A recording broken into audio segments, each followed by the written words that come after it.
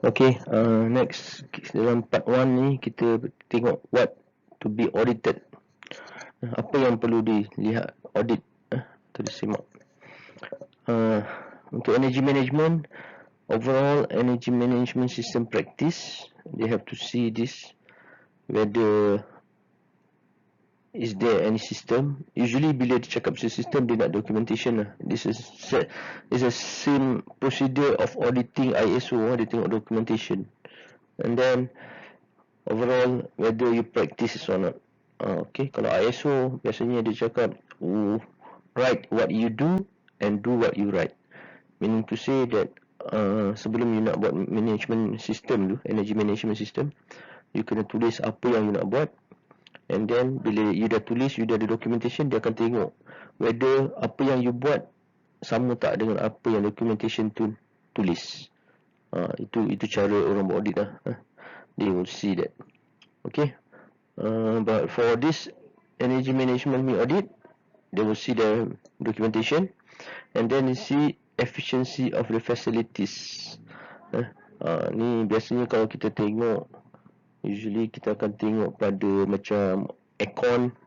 Kita tengok aircon tu punya performance, berapa banyak electric supply yang you ambil, you buat pada aircon tu, and then berapa consumption aircon tu. Dia biasanya bila cakap efficiency ni input bagi dengan output, ataupun macam mana cakap, output tolak input bagi dengan output. Itu efficiency. Okay. And then the thing that dia audit ialah whether or not is there any energy loss. Biasanya adalah, tapi dia akan tengok where is the energy losses from. And then facts finding on item to be improved. Lepas tu bila you dah buat energy audit ni, one thing dia nak tengok whether which mana yang you boleh improve. First one is general management item, and then the second one energy using equipment. And general management item tu macam mana you manage, you gunakan you punya aircon, you punya electrical appliance kan. Lepas tu you tengok energy using equipment, yang mana yang paling besar menggunakan electricity energy. So dekat situ kita akan tengok tu yang akan ada menjadi load apportion lah. Berapa persen of your energy guna untuk aircon, berapa persen of energy guna untuk lighting, berapa persen of energy guna untuk plug point. Tu dia akan tengok. Okay, type of energy pula dia ada dua type of energy audit. Satu yang mula-mula ni yang basic energy audit dipanggil walk-through audit. Walk-through ni is a simple measurement. Dia biasa dia datang, dia tengok-tengok sikit penggunaan electricity siang macam mana, apa yang you gunakan, ada komputer, ada aircon, ada kipas, ada lampu. Dia tak banyak guna measurement, dia just walk through je, jalan saja tengok. Ni biasanya tak ada cost ataupun ada sikit cost lah untuk auditor tu. And then simple financial analysis, ini dia tengok yang punya bill, berapa banyak bill yang you bayar.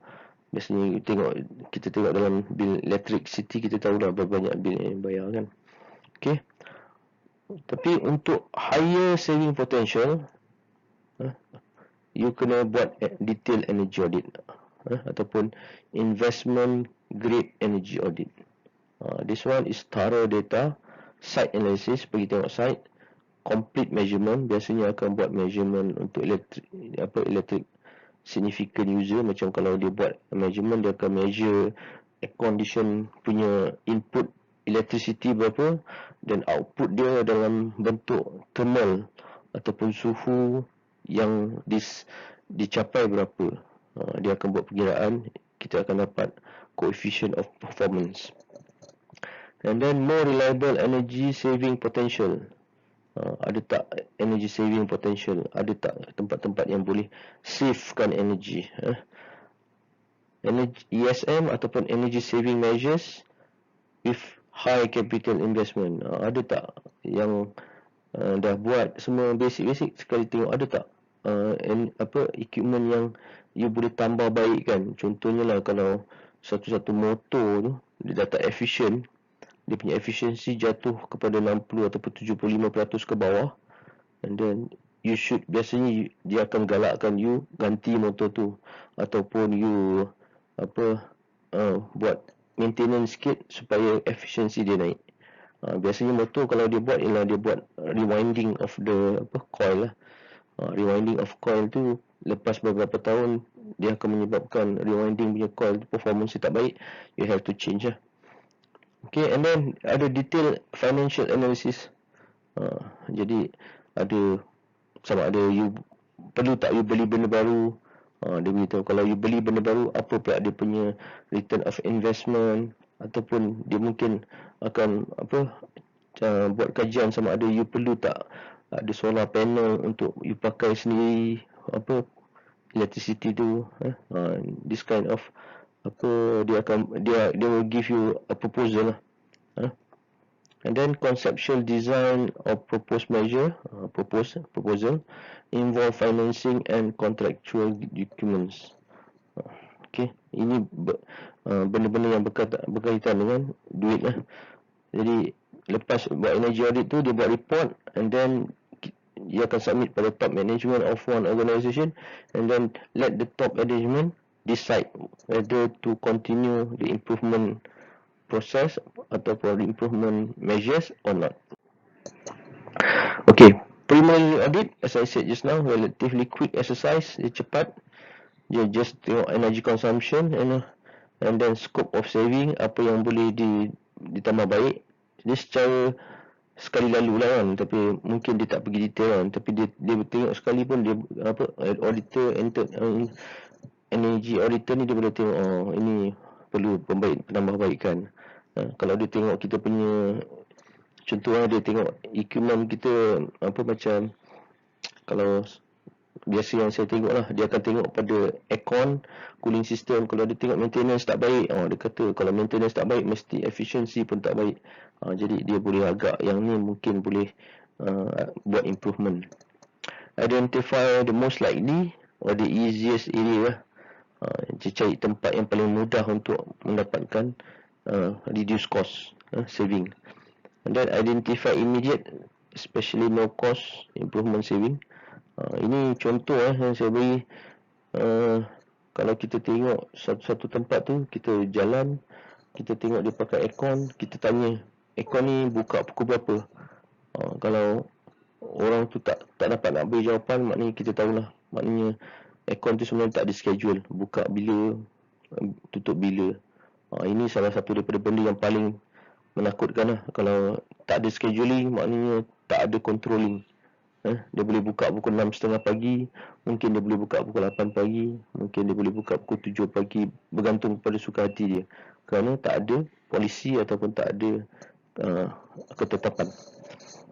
And then set a reference point. Dia akan cari reference point ni, maknanya dia akan beri baseline of certain organisation punya penggunaan lah. Base dia berapa lah. Identify area for more detail, study measurement. And then the uses existing and easily obtained data. Biasanya dia akan dapatkan data yang easy lah. Data yang easy yang paling senang sekali data, bukan measured data, ialah bill elektrik lah. Okay, tapi beza saya cakap tadi, detail energy audit ni dia akan pergi implementation plan, major energy using system, apa yang paling banyak sekali guna electricity, itu semua dia akan check. And then most accurate estimated energy saving. Tapi dia nak buat ni, dia perlu ada measurement lah, dan dia perlu ada data. Okay, consider interactive effect of one project account to the energy users, all major equipment. Jadi dia akan tengok all equipment besar. Dia tengok detail energy cost saving calculation and project cost.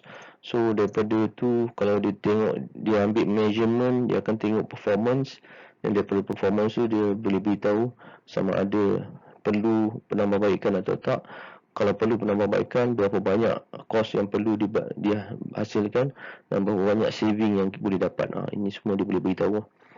One key of elements is energy balance. Dia guna energy using system, assumption and current operation condition, and calculation with energy use. And then estimate use is then compared to the utility bill charges. Jadi boleh buat calculation lah. Biasanya lepas dia measured, dia akan buat calculation dan boleh estimate berapa improvement yang dia boleh dapat. And then can be carried out in 3 phases. Untuk detailed energy audit ni dia ada 3 phases. Mula-mula ada pre-audit phase, and then audit phase, dan lepas audit tu dia akan beri laporan, ini panggil post-audit phase lah. Okay, standard walkthrough audit di level 1. Ini kepentingannya walkthrough familiarization.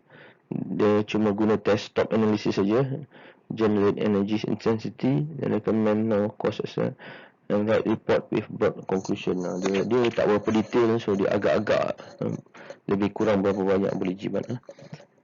But for standard level 2 punya ni, ini perlu lebih kurang 7 hari measurement data. Dia akan buat measurement data dalam building dengan equipment besar. And then review system, sama ada sistem tu okey, installation, operation, maintenance okey ke tak okey. Ni pun dia tengok maintenance punya scheduling, maintenance punya data semua ada tak record or not. And then detail energy inputs and energy use. Ni pun dia akan tengok dengan cara dia measure energy input. And then macam saya cakap tadi, dia akan tengok performance, identify source of inefficiency. Dia akan tengok juga yang mana yang tak efficient.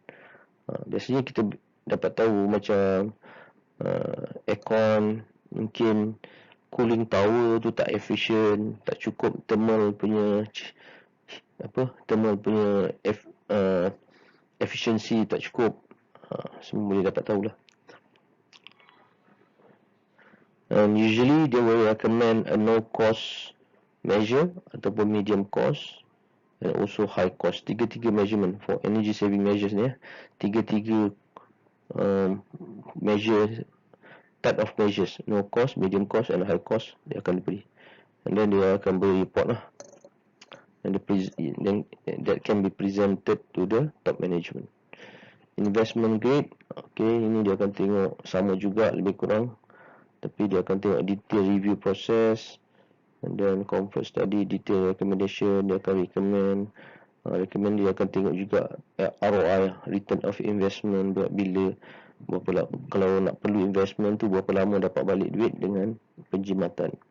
Okay, dia pergi juga planning, and then include indoor quality report kalau ada indoor quality, if ada chiller audit lah. And also this one should be report and presented to the top management. Okay, that's all for energy audit, detail energy audit.